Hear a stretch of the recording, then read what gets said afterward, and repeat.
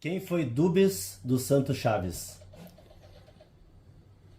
Daiano Dubis dos Santos Chaves é meu pai, de família humilde, nasceu em Caçapava do Sul em 1945, no dia 15 de junho, filho de um tropeiro e de uma dona de casa. Teve mais 12 irmãos, né? 12 ou 13, nem me lembro, que eram muitos, inclusive todos com D, né? Décio, Dubis, Dílio, Dercida, Ali, Vani, Doli, por aí vai. Daiano nenhum. Não, não Daiano. Cara, pois é, podia ter, né? Vai saber. E aí veio para Porto Alegre, cara, veio estudar internado em Novo Hamburgo, onde se formou torneiro mecânico, né? Se formou torneiro mecânico na Escola Pasqualini de Novo Hamburgo, né? Onde inclusive um tio dele era diretor, tio Silvano, né? Ele ficou internado na Pasqualini, se formou como torneiro mecânico e mecânico, saiu da Pasqualini. Um irmão dele que já tinha vindo antes, o tio Doli, tinha montado a Motopeças Firenze, e dali começou a Motopeças Firenze. E aí o pai montou assistência técnica, que era parte de oficina, né? E o pai fazia peça em torno, fazia tudo. Depois a Motopeças Firenze foi até indústria, fabricava amortecedor de moto, mata-cachorro e guidão. E tudo quem fazia as matrizes era meu pai. Ele mesmo fazia as matrizes no torno. E como eu te disse, né? Quando ele veio para cá, que ele saiu do internato, entrou no mundo das motos, começou a correr representando a Motopeças Firenze, fizeram o Motoclube Firenze, que é o motoclube mais antigo do Rio Grande do Sul. Tá? O motoclube ele tem origem lá em 58, 59.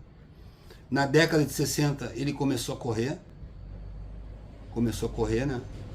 Naquela época as corridas eram de rua, não existia autódromo.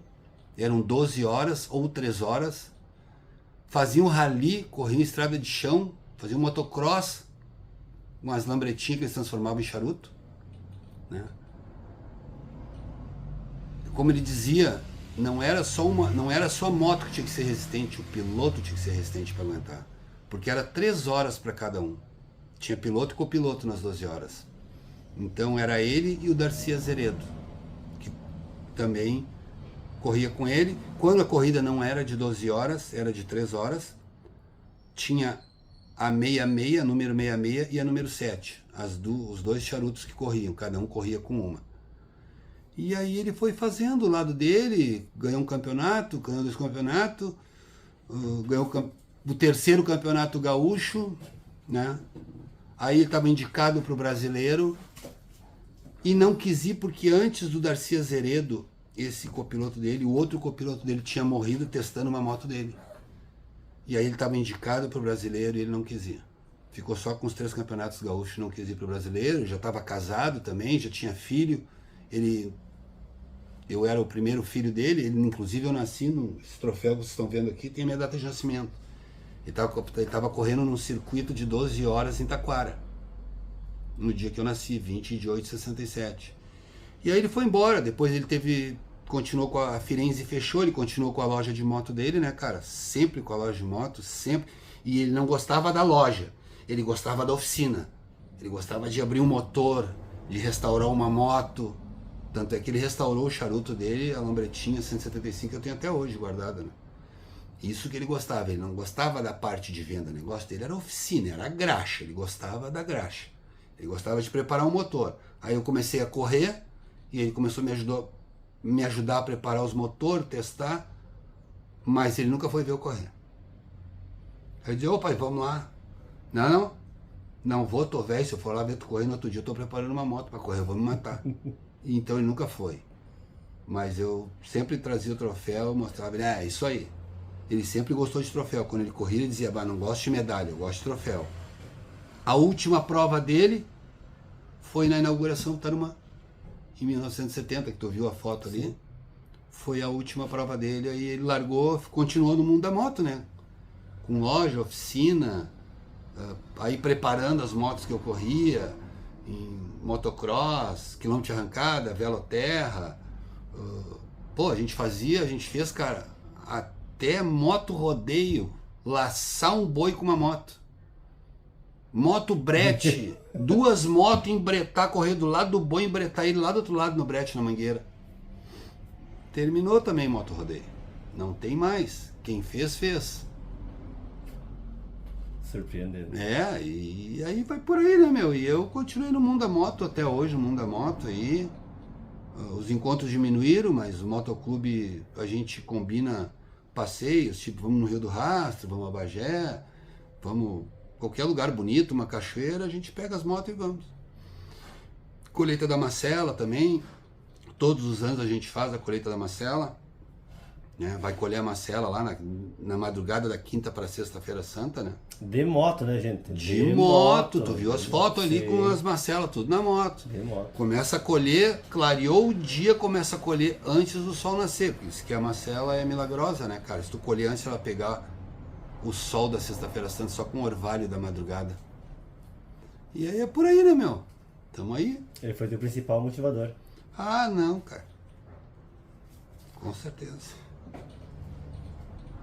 Isso aí é inegável, né? Sim. Mas o mundo da moto sempre eu tive como exemplo o meu pai. Os amigos deles também, que eu tive o prazer de conhecer Getúlio, Schweizer, o Pintinho, o Facão, Carlos Castro, conheci todos. Hoje nenhum tá mais aí. O penúltimo que foi embora foi o número 100, o Getúlio Martinez, e o último foi o pai em 2019. Então, desse pessoal do pioneirismo, do motociclismo aí, não tem mais ninguém. Como tu disse o nome daquele que fez a volta ao mundo com uma lambreta, que era amigo deles na época, ele não era piloto, mas era amigo, estava sempre nas provas. Esse eu acho que ainda está vivo, não soube mais notícia dele, o Emílio, né? Sim, fez a volta ao mundo com uma lambreta. Uhum. O Emílio o Emílio era daquela época, foi um dos pioneiros também. Não era de competição, mas estava sempre junto. Estava sempre junto com eles. O Emílio, quando eu fazia a volta ao mundo, isso contado pelo meu pai, ele chegou no aeroporto ali, com a lambreta, abriu a mochila, só com as coisas deles, olha, gurizada, não tem um puto tostão para iniciar a viagem. Aí o pessoal, os pilotos, o pessoal da época, tudo, né, das motos, começaram a passar e jogar dinheiro dentro da mochila dele. Aí encheram a mochila dele de dinheiro e ele saiu para fazer a volta ao mundo. E fez, né? Fez, né? 10 anos de estrada. 10 anos de estrada. E muita história, cara, muita história. Muita história. Ele sofreu assalto no México, ele quase foi picado por uma cobra, se não me engano foi uma naja, não posso te dizer com certeza isso, na Índia. Estava dormindo num cobertor, embaixo de uma árvore, acordou, a cobra estava na frente dele. No México deram um tiro nele, pegou na chave de luz da lambreta e passou por cima da mão dele. Eu imagino, eu nunca tive o prazer de conversar com o Emílio, mas eu imagino que o Emílio... Deve ter muita, nossa senhora. Que ele deve ter de história dessa volta ao mundo. Assim como todos eles tinham também, né, cara, das competições. Sim. E em Porto Alegre, na época, o pai dizia que existiam os pontinhos. Na Ramiro, com a Cristóvão Colombo, era um dos pontinhos, onde todos os pilotos se reuniam ali para jantar no Alfredo. O Alfredo existe até hoje. Todo o pessoal das motos se reunia ali para tomar cerveja, comer um cachorro quente, jantar, e saíam dali na época, né, cara?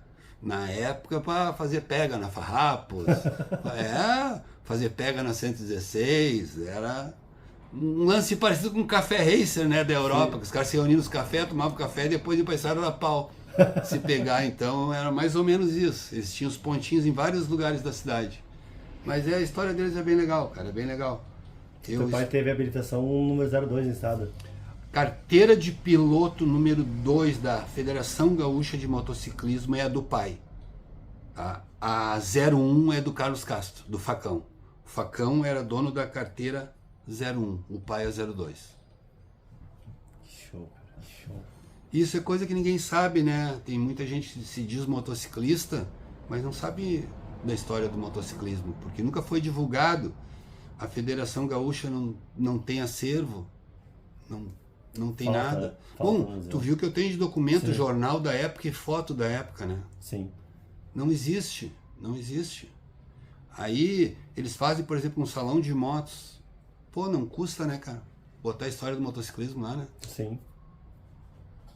Mas agora contigo aí, Daiano, eu acho que tu vai informar mais o pessoal, tu vai deixar o pessoal informado, o pessoal vai ficar sabendo mais da história do motociclismo, como começou, a década que começou, foi lá, década de 50 a 70 ali, até a inauguração do Tarumã. Naquela época não tinha entrado as motos importadas ainda no Brasil, né? Não tinha entrado. Eles tinham o quê? Eles tinham a lambreta, cara, a LI, a LD, a Vespa, que era um motor estacionário 2 tempos, um motor muito forte. Ele mesmo se autorrefrigerava por uma ventoinha. Podia deixar parado acelerando que ela não engripava. Não é que nem essas motos de hoje, que tu refrigera com ar, né? Sim. As que não tem radiador, é claro. Naquela época não. Era um motorzinho estacionário, o volante tinha uma hélice, uma carenagem que refrigerava o motor. Então era um motor muito forte. Tanto é que aguentava 12 horas correndo. E outra, uma época que não existia freio a disco, né? Era freio a tambor, velho.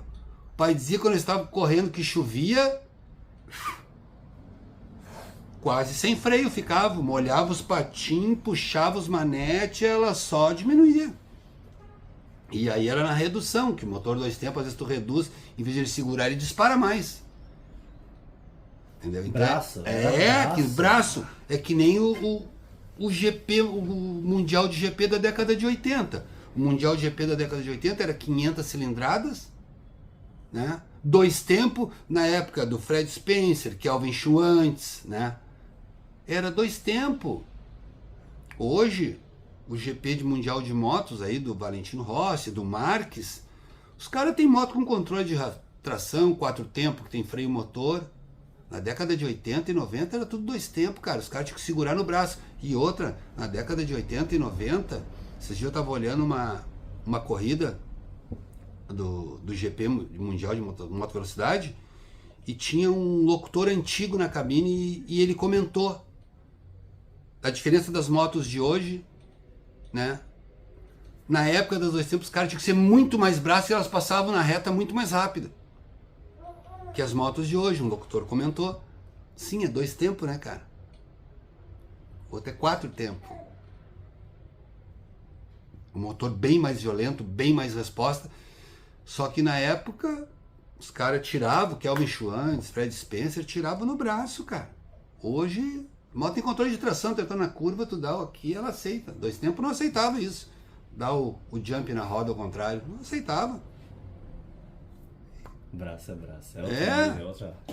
Foi o que o rapaz, que na época entrevistou o pai do jornal sobre motos ali, disse que ele começou a ouvir as histórias do pai, que tu vai ler depois. Uhum. Ele disse, era o tempo que você transformava as lambretinhas em Hayabusa, não tinha freio, não tinha nada, não tinha freio, era tudo na raça e na coragem, velho. Os caras iam na raça e na coragem com um macacãozinho de brim, uma luvinha de couro, um capacetezinho coco com óculos. Hoje nós temos muito mais tecnologia em termos de EPI de segurança para moto velocidade, né? Eu mesmo, quando eu corria no motocross, o EPI era muito forte, calça, tudo, colete, capacete. Naquela época era, como o pai dizia, era no braço, não tinha, era na vontade e no braço. Show de bola. Era na vontade, e dali eu fui também, né, dali eu fui, né? Ele deixou o legado e tu seguiu. Eu segui. Estamos aí seguindo, vamos ver até onde. Tomara que vá bastante ainda. Eu tento passar, né, cara, tudo que eu sei para os mais novos que estão entrando aí, né, que experiência tu só adquire com o teu tempo de vida.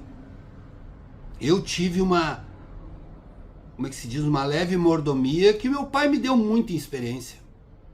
Tipo, se eu te perguntar hoje, se furar o tanque da tua moto, tu tiver na estrada, o que tu vai fazer para sanar o problema na hora? Muita gente não sabe, uma coisa que eu vou ensinar aqui, eu tenho certeza que muita gente não sabe, se não for a maioria. Isso aconteceu comigo vindo de encontro de Gravatal. Eu vindo de Gravatal, Santa Catarina, dos Tubarões do Asfalto.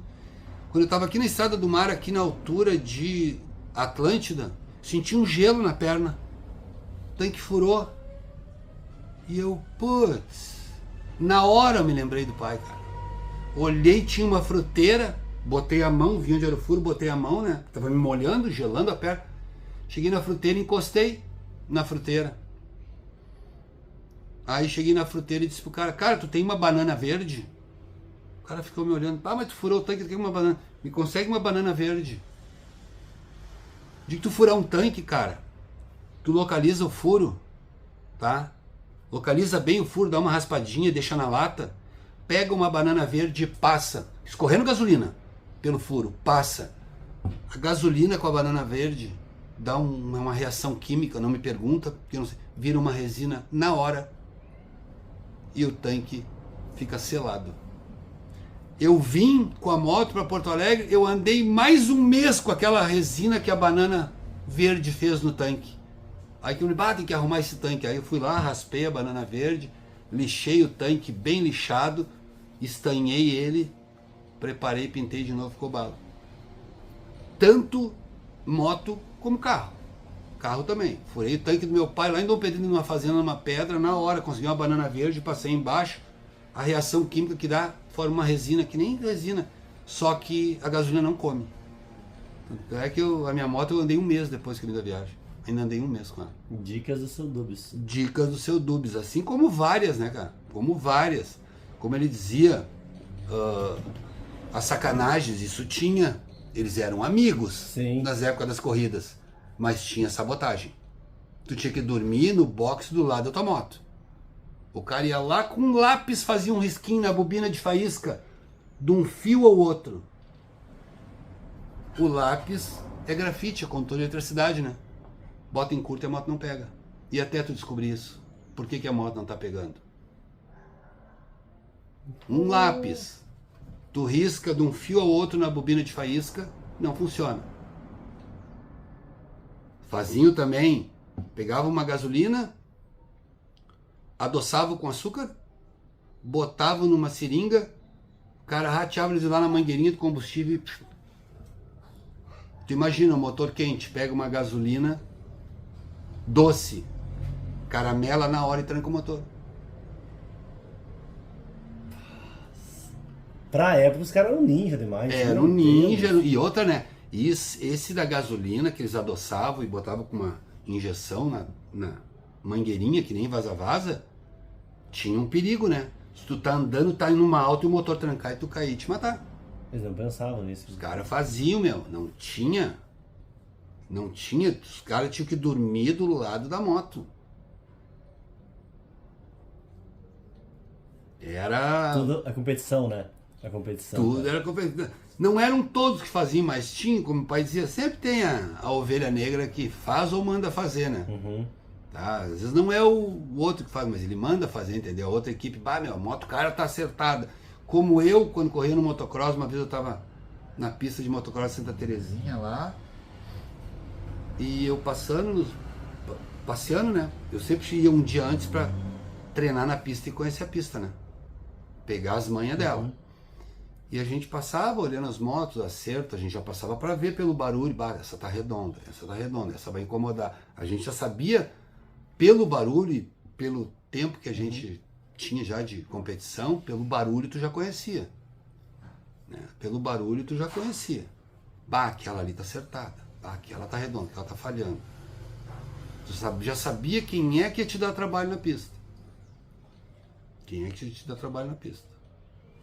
E aí depois eu aprendi, como eu te falei, eu aprendi muita coisa com meu pai, muita dica também de estrada, porque o pai, ele tava aqui em Porto Alegre, vamos lá na minha terra, pegava a lambretinha dele, botava a mãe em cima e se largava para Caçapava do Sul, é 270 km de Porto Alegre, motorzinho 2 tempos, 175 cilindradas, rodinha 350 por 10, farol 6 volts.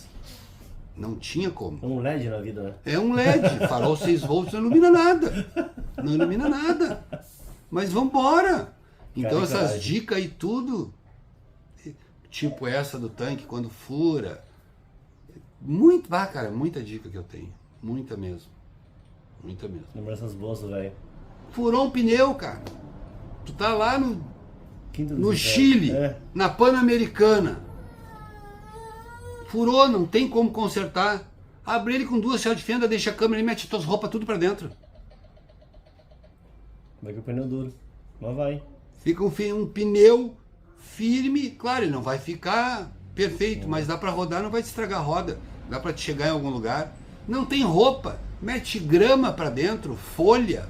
Atola ele de grama, de folha, que ele tem uma consistência pra te poder rodar. E vai embora.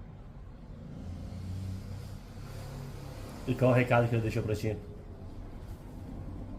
Cara, uma coisa que ele dizia, teve a época na década de 80 ali, né, que tinha muito pega em Porto Alegre. A Ipiranga aqui e o Sarandi lá embaixo tinha muito pega, tanto de carro como de moto. Muito, era um retão de 3, 4 quilômetros sem uma transversal. Então os pega, e teve uma época que eu tive envolvido aí em pega, e ele ficou muito louco comigo, disse, meu, lugar isso eu passo é verdade. Porque nessa época eu vi muito cara morrer. Muito cara morrer. Moto, trago e droga não combinam. Bom, tanto é que eu nunca bebi, né, cara? Não, eu fumo um cigarrinho, mas eu não bebo. Nunca bebi nada de álcool. Moto e álcool não combinam. Quer correr? Vai pra pista.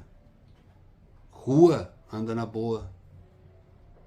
Anda como tem que andar, usa a moto como transporte. Vai viajar, usa como lazer, vai na manha, vai curtindo, vai parando, vai tirando foto, entendeu? A placa é 100, anda 100, é 110, 110 é 80, anda 80, tira o teu da reta. E é verdade, cara, é verdade. É verdade porque em alguns encontros de moto que eu fui a Melo, no Uruguai.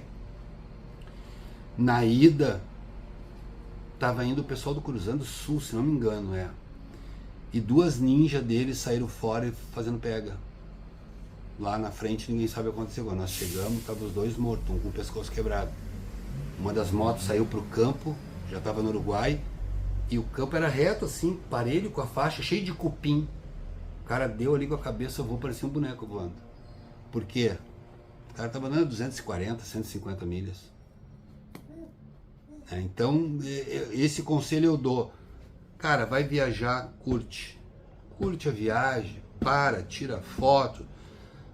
Se estiver sozinho, beleza. Se estiver com os amigos, dá risada, bate papo. Curte a moto, curte a paisagem, curte a parceria. Quer dar pau, vai pra pista. Show de bola. É que é muito fácil, né, cara, tu correr numa reta. Uhum. Na reta todo mundo é piloto. É como diz o ditado, né, cara? Na reta tu vê a moto. Na curva tu vê o piloto. Show de bola. Outra coisa que o seu Dubis dizia. Na reta tu vê a moto, tu conhece a moto. Na curva tu conhece o piloto. Então essa é a dica. Feito, Brick. Abração, gente. Tamo junto, um moto abraço pra todo mundo.